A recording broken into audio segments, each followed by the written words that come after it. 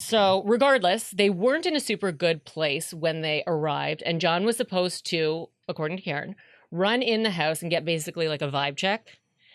Because she's like, we pulled up, it was dark, it didn't even look like anybody was home. Right. Like, so if they were welcome, then he would come and get Karen, and that would be great. And if they weren't, then at least she didn't have to go in. It's something embarrassing. And I get it. Mhm. But that was the plan. So the way the front of the house is that it's a beautiful big house, but it's got like a main front door and then a front door that was closer to the driveway, which I would assume would lead to like a mud room, probably that you Sure. casually use with your family Mhm. instead of like a Christmas gathering. That's right. That's what the foyer doors are for. So Karen said that John would make it to that side door. And when he got out of the SUV, he was carrying a rocks glass, which he was seen leaving the bar with. This was Karen's triple vodka soda. Oh, okay. And he wasn't wearing a coat or anything. Remember, it's going to be a huge blizzard. He's only wearing what he's seen wearing in the security camera footage, which is just jeans and a thin looking hoodie. Oh, geez. So he, she says that after about 3 minutes, she's thinking like, what does it take to go in and see if like this is a party or if it's not a party? She's like, Mhm. 1 to 3 minutes is like, and so after 3 minutes, she's starting to get annoyed and she's thinking, how long should this take? And then he doesn't come back out after 10. And so then she left, and so began the horrific, angry voicemails. These voicemails are nothing to be proud of. Really? There's a lot of swearing. She tells him she hates him. She calls him an asshole. She calls him a pervert. You pervert. Yeah, they're not great. They're not great. I would be horrified. But, who of us can say they were proud of everything they've done when drinking? That is true. So, by the sounds of it, without coming out and saying it point blank, like how many times she calls him a pervert, it kind of sounds like she believes that there's another woman at the party is maybe the reason he didn't come right back out. Oh, you perv. She's like, you're you're in there. perverts. I fucking hate Yeah. you. Whoa. You're probably rubbing up on that girl's, well, I don't know what that's. John Kennedy or Labia. something. Yeah, rubbing up on that labia. Woof. So, that comment allegedly had made her feel uncomfortable earlier. So these calls would continue, and Karen's phone, this is important, would connect to John's Wi-Fi at 12:36. Okay. And in another message at 12:42, you can clearly hear that she's walking around on like a hard floor. Mhm. So she's not driving anymore. It's evident. Okay. Unless she's the world's best sound effect person. It's like a Foley artist. She's got like the coconut shells making the horse gallop.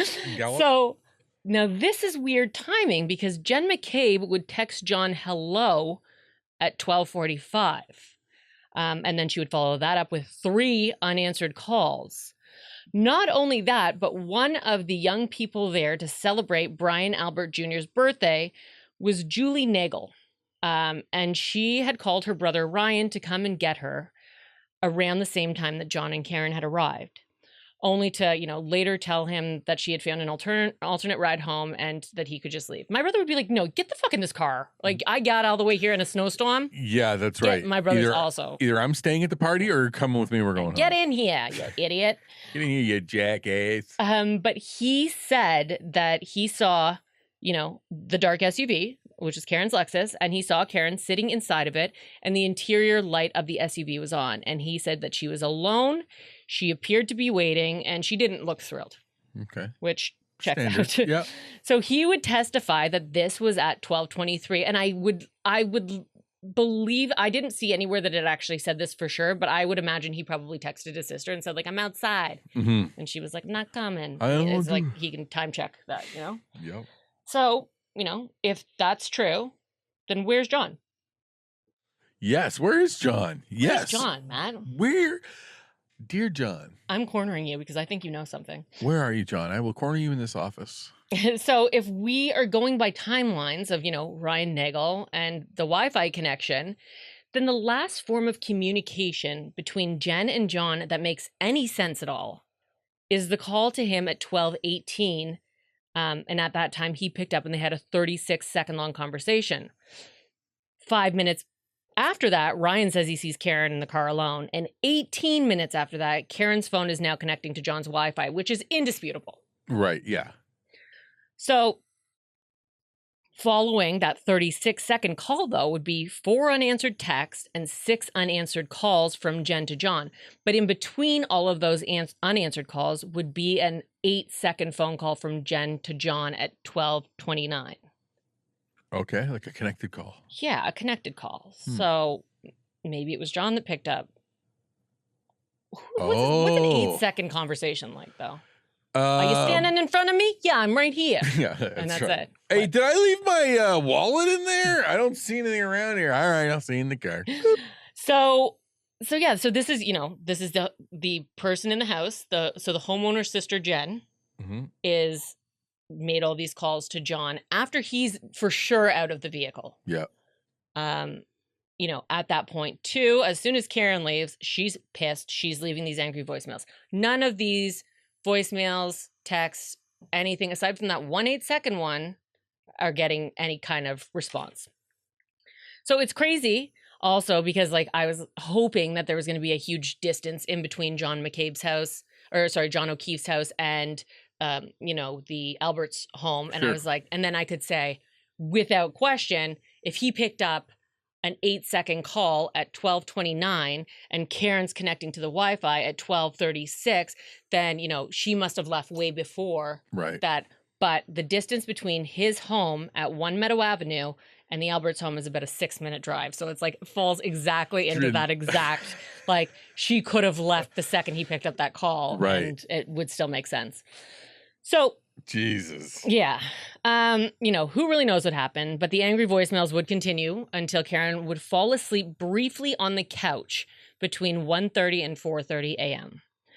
When she awoke, and upon realizing John wasn't there, she became frantic. And to say frantic is the understatement of, there's no word that I can think of big enough to actually, just she's out of her mind. Yeah.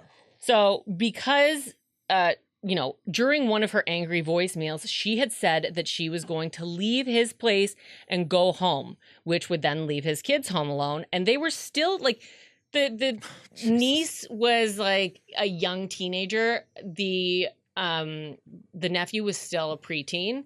So it was still too young to, unannounced, leave them home alone. Right. For them to wake up the next day and have nobody there would be jarring. Yeah. No, you got to build it up a half hour after school. Yeah. Or even if hour. you're going to, maybe, I don't know what's the age. My kids will never be left alone. I told Olivia she can never go out alone. But at least you're going to say, hey, I'm going out. I won't be home tonight. So when you wake up tomorrow, don't freak the fuck out for the first time ever being home alone. For sure. So she knew that this was not something that John would ever do. She knew that the second he thought that she would even not be, being there when the kids woke up, he would for sure be home. So Karen would fly into his niece's room and began frantically waking her up and getting her to look for numbers so that Karen could get in touch with people that they had been out with the night before. Remember, Jen McCabe was her basketball coach. Right. So at 4:53 a.m., Karen calls Jen McCabe and is absolutely frantic. Jen says that she has not seen John after the bar, but will help Karen look. So has not seen him at all. She saw him last at the Waterfall bar, and he's not there. So Karen then calls John's phone at 5:04, and simultaneously is calling John's childhood friend Carrie. So Carrie, she was not out with them that night. She had no part in any of the events of the previous night, but she does agree to join Karen and Jen in trying to find John. At 5:07, Karen is seen backing out of John's house to go look for him. She heads to the bars. Who knows what the hell's going on here? She's been drinking and been emotional and had 18 seconds of sleep. But didn't have 9 shots of. She had 6, which is not 9. That is, you know what? Your math isn't wrong. You for sure shouldn't be driving with 9 shots. No, but I think that maybe the fact that she went back to the bars right away is maybe did it escape her that they had even had that You're gone right. to the Alberts house. Right. But so she instantly went back to the bars. And then at 5:46, Carrie, his childhood friend, Jen McCabe, and Karen are all in Karen's Lexus, and they're going back to John's house to check for him there. And this is just me assuming here. It was probably Carrie, who was not out all night drinking, and she's now dealing with Karen, who's out of her mind. Oh my God. And she was probably like, let's go have another look at the house. Maybe you missed him. Like, If you missed them. before we all go nuts, like maybe you let me look. So this is the point where Karen, so they get to his house again. They get out of the Lexus, and Karen points out to Carrie her taillight. That will become important at the end of today's episode. So her taillight has a crack in it. Oh. So at 5:52, the women are again seen headed back to 34 Fairview Road. Carrie is now driving with Karen in the back because of her frantic behavior. Jen McCabe said that she warned her that Carrie should drive so that she does not get a DUI. Okay, that's good. As they pull up, remember, there's been a blizzard and it's still blizzarding. And as people that come from a blizzardy country, first of all, you should never drive drunk. Driving drunk in a blizzard is insane. You're rolling the dice bone sober. Yeah, no shit. Yeah. So they say that everything's covered in a fresh layer of snow. As they approach, Karen spots John's body on the lawn of the Alberts near a garden and screams out, "There he is." She's practically kicking at the door to get out. Carrie unlocks the door and Karen runs right over to a mound where she instantly begins trying to lift up her shirt and press his body closer to her because, like, even in her insane mental state, she knew that she needed to get body warmth to him. Yeah.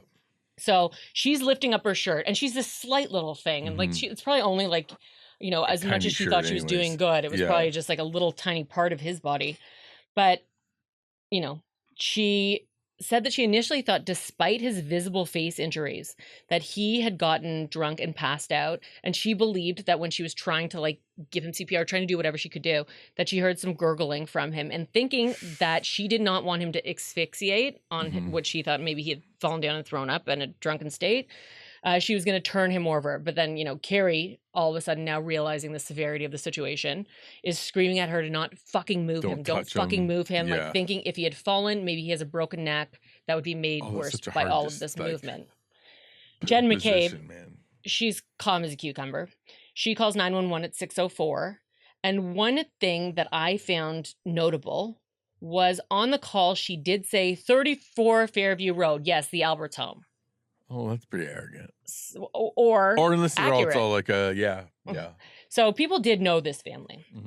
First responders would arrive along with some of the Canton Police Department. Notably, there would be Michael Lank and Steve Saref. Now, these are just names that are going to come up later in episode 2, and I'll remind you of these two. So, okay. Do I get a new Cliff Notes for part 2, or do I have to save this and keep it in good condition? You'll probably get new ones. Woo, woo. So, yeah, it's coming up in episode 2. But John would be taken away on a stretcher. Karen, still frantic, would be on a call with her father a bit later and tell him that she just wanted to die. And out of fear for his daughter's well-being, he would ask that she be placed on a Section 12, which is specifically for individuals who are at immediate risk of self-harm. Wow. At the scene, evidence would be taken. More on that in episode 2, because holy shit, is it ever wild. Really? Yeah. You want to talk about just piling things in red Solo cups and bags? Grocery store bags? What do you mean? I mean exactly what I said. Actual evidence, though? Clearing off his body with a leaf blower. Get off of it. Yeah. Oh, my God. So, a leaf blower? Yeah. That's fantastic. But most importantly, pieces of Karen's broken taillight. I'm sure you've heard of this, right? Only from that their taillight had a crack in it from a couple of minutes ago. You're like, check back to what you just said, stupid. Yeah, no, that's no, but I don't believe from the ether or the lexicon. I don't believe I have any knowledge of a broken taillight. So, pieces of Karen's broken taillight would be surrounding the body of John O'Keefe, giving what I thought was a pretty clear-cut picture of what had taken place, right? If the taillight is on the ground there, something must have broken it above that ground. Correct. So here's what I truly assumed. Okay. The fragments of the taillight surrounding John, and also the fact that Karen's Lexus showed data that proved that at some point that evening, Karen's vehicle backed up for 60 feet at a speed of 24 miles per hour, which is just under Wow. 39 kilometers per hour. That's quite the clip. And truthfully, I did not even know a car could go backwards that fast. I'm learning that as well. Yes. Which makes me want to see how fast they can go. Right. You know what? Maybe just rent the Bourne Identity. I think he goes backwards a lot in that. Aren't those Mini Coopers? That's the Italian job, Oh. but same deal, probably. Damn it. Same type of deal. Disappointed Mark Still- Wahlberg. Still cars that go backwards. So, my honest thought here was not even, that she had even done it intentionally. Maybe she didn't even, mean to hurt It was a John, blizzard. but maybe they fought the entire way there. She's clearly inebriated at some level. Mhm. At least, maybe she angrily dropped him off and then intended to peel out of there like in an angry rage and hit him without noticing, there's your case, bango bongo. Yeah. I've solved it. Mm-hmm. You But- nailed it, Yep. Cochran.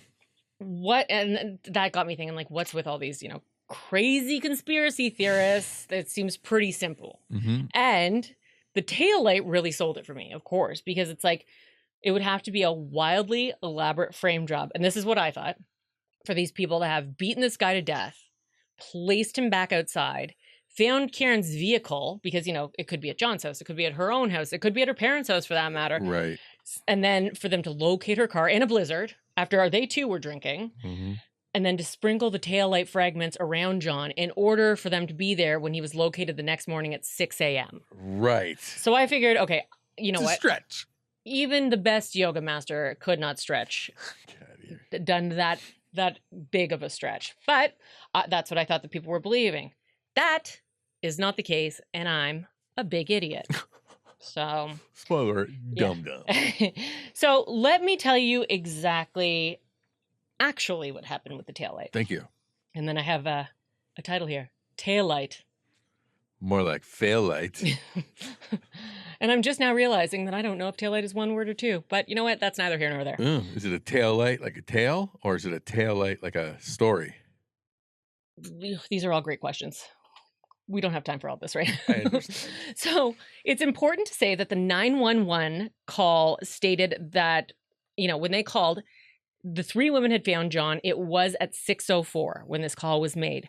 Her Lexus was confiscated from her parents' home in Dighton between 3 p.m. and 3:30 p.m. Her what? So her Lexus Yeah. that, is suspected to have possibly caused this, Mhm. she had driven it back to her parents' house. Or Oh, and they like found it impounded. it was, yeah. So it was parked at her parents' house. It was confiscated between 3 p.m. and Right. 3:30 p.m. Right. Yeah. And the pieces of the taillight were found at the scene where John was, in between 5:30 and 6 p.m. the evening of Saturday, January 29th. Well, it was already getting dark outside. Okay. It wasn't, they still had a lot of things to leaf blow before they found those taillights. But here's the thing. Mhm. If you watch the trials, the most damning stuff when it comes to this specific topic is when Sergeant Yuri Buknek is on the stand and he is shown the video from John O'Keefe's Ring camera. Okay. When Karen is pulling out at 5:07 a.m., when she's, out of her mind with worry and trying to figure out why John did not come home that night. And if you want to turn your little thing around there, we got you a little diagram. A little map. So Karen's backing out of the garage. It's like a side of the house garage. She lives in a beautiful home. But she's backing out and John's car is in the left top hand corner of where the camera angle is. Right. Now, so he's got his Chevy Traverse back there in the top left-hand corner. It shows you exactly where Karen was pulling out from, and where the camera angle is. She backs up slightly to the left, like she flies backwards, but it's to a slight angle. Mhm. And his Chevy Traverse in the top left-hand part of the video. As we're watching the defense talk to Yuri Buknek, they say, "Can you please zoom in on John's back driver tire?" And so they do that. They have the full video and then they've got the little zoomed in portion. And when Karen's car gets close enough that we can no longer tell how far apart they are, you can clearly see when her car hits his, because his tire literally Jerks from the jerks, impact. and you can see it clear as day. Yeah. I had heard it on a podcast. And they're like, if you blink, you won't notice it. I watched it. It's very evident. Yeah. When where the back of her car is, that would be backing into his car, that would make the impact, would have been with her right tail light. No shit. Which is the one that was broken. But how did it get around John's body, you ask? Oh, yeah. Say it. How did... Shh, stop pretending I said that. Go. I have a quick question. Yeah, How do you just look so beautiful? Oh, sorry. I'll sidebar that. How did the taillight get over John's body? I'm so glad you asked. You know what? I'll get to that in a minute. Yeah. Like, could you stop interrupting me? That would have been great. Ask me. Hey, how did I get... Would you shut up for 2 seconds while I try to tell a story? So... a huge point that just happened last week. So this is now her second trial, her retrial. There's a witness who's from the Dighton Police Department. So John was with Canton. The homeowner was retired Boston. We're talking Dighton now. He's got no connections to any of these guys.